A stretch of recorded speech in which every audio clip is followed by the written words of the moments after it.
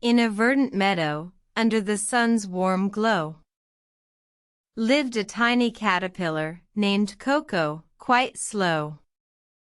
With a heart full of dreams, she spun a silken home, a cocoon where her transformation would roam.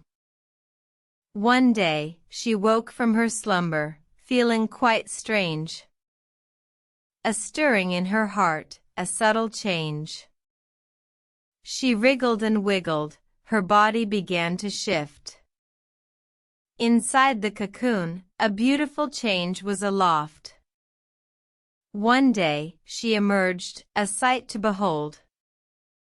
Transformed into a radiant butterfly, wings on display so bold. Coco spread her wings, took a first flight, filling the meadow with a radiant, shimmering light. The meadow creatures gathered, in awe and delight, to witness Coco's transformation, a shining sight. What magic did you find, to transform so grand? Asked a curious squirrel, with a hopeful hand.